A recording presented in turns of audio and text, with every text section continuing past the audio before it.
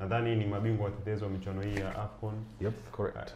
Mpaka hivi sasa wametoa sare mchezo mmoja tu, wameshinda michezo miwili. Lakini Burkina Faso wamepoteza mchezo mmoja dhidi ya Algeria. Wameshinda michezo miwili. Huu mchezo Amad Diallo anaweza akaenda hatua ya robo finali kwa jinsi ambavyo unauona. Hata kukutana na ugumu mbele ya Burkina Faso.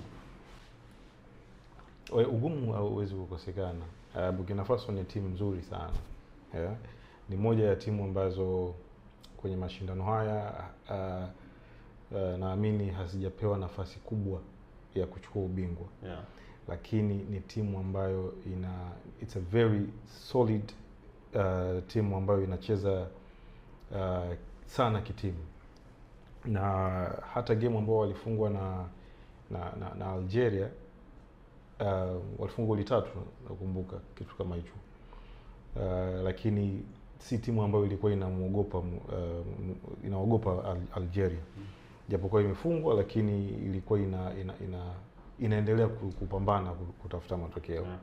Imemaliza na pointi 6 kwenye makundi.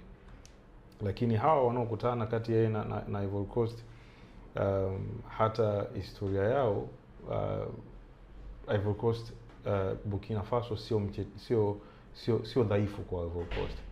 Wamekutana katika michezo 4 iliyopita, wamedraw michezo 3. So you can see ni tough game, kwa sababu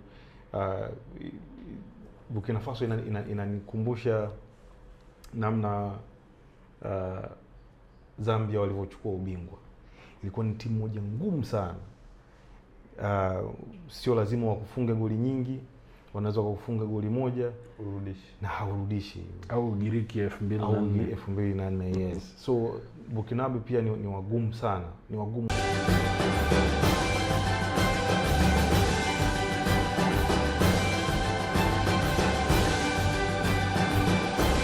Game time, tuonavyo sisi.